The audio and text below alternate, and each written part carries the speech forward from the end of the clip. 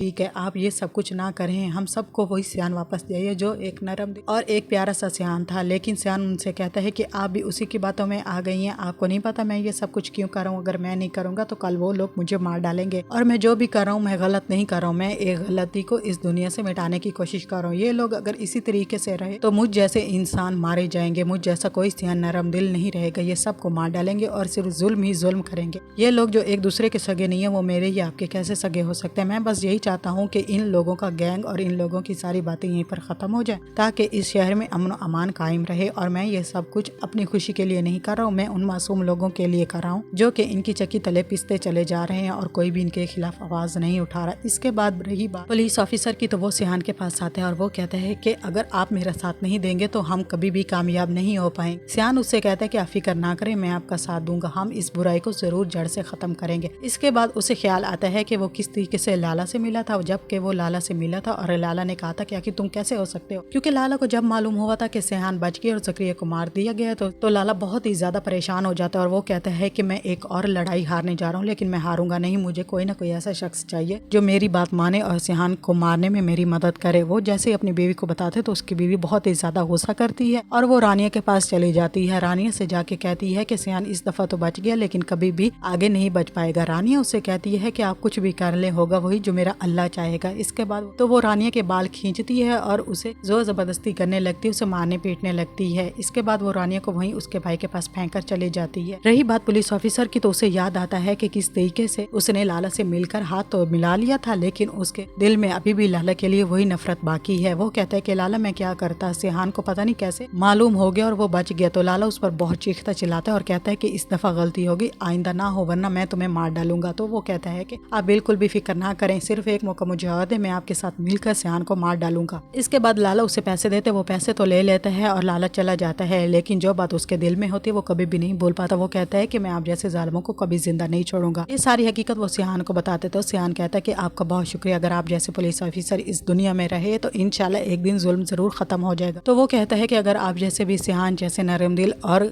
हिम्मत वाले लोग मेरा साथ देंगे तो मैं कभी भी हार नहीं मानूंगा। इसके बाद वो कहता है कि मैं लाला को एक जगह पर बुलाने जा रहा हूँ और आप भी आ जाइएगा। सियान वहाँ जाके इंतजार करता है तो वो ऑफिसर कहता है कि लाला आपको इतने आने में देर क्यों हो गई। खैर देर हुई लेकिन सही काम से हुई। लाला उससे ये बात करते ही अंदर चले जाते हैं। अंदर सियान जैसे लाला को देखता है तो वो परेशान हो जाता है। लाला उससे कहता है कि देखो सियान, मैंने कैसे तुम्हें अपनी जाल में फंसा लिया, जो भी तुम्हारे साथ था वो आज मेरे साथ है। इसी तरीके से सियान उस पुलिस ऑफिसर के चेहरे पर देखता रह जाता है और पुलिस ऑफिसर अपनी गन निकाल के कहता है कि सॉरी सियान साहब, मैं आपका साथ नहीं दे सका, और फौरन ही वो गन लाला की तरफ तान देता है और कहता है लाला मैं कल आपके साथ था लेकिन आज मैं सियान के साथ हूँ। इस पर सियान कहता है देखो लाला, तकदीर को कुछ और ही मंजूर था। लाला के आदमी पुलिस ऑफिसर मार डालता है। इसके बाद सियान अपनी गन निकाल के लाला पर तान देता है और कहता है क्यों लाला, क्या तुम भूल गए हो कि मैं वही सियान हूँ, यूसुफ का बेटा। तो वो कुछ ऐसी बातें करता है जिस पर सियान को गुस्सा आता है और वो वहीं पर गोली चला के लाला को मार डालता है। इसके बाद जैसी खबर घर पहुंचती है तो लाला के घर में कोहराम मच जाता है। और रही बात उसकी लाला की बीवी की, तो वो रानिया से उसका भाई छीन ले जाती है। रानिया अपने भाई से कहती है कि तुम परेशान ना हो, हम जरूर मिलेंगे, तुम अभी जाओ और अपना ख्याल जरूर रखना, मैं हमेशा तुम्हारी बड़ी बनकर नहीं रह सकती और ना ही तुम्हारा ख्याल रख सकती हूँ, तुम्हारी अपनी जिंदगी तुम जियो। दरअसल रानिया उससे ये सारी बातें इसलिए करती है कि वो उससे दूर चला जाए, उसे कभी याद ना करे। रानिया को क्या मालूम कि आगे क्या होने वाला है। इसके बाद किस्त यहाँ अपने इख्तिताम को पहुंचती है। जो आगे आने वाली किस्त है नाजरीन कराम वो बहुत ही दिलचस्प है। इसका रिव्यू मैं आपको कल वाली वीडियो में जरूर दूंगी। मेरी कल वाली वीडियो देखना ना भूलिएगा क्योंकि आने वाली एक साथ बहुत ही ज्यादा दिलचस्प होने वाली है। उसका रिव्यू मैं आपको कल दूंगी। तब तक मेरे चैनल को भी सब्सक्राइब नहीं किया तो मेहरबानी फरमा के सब्सक्राइब कर लें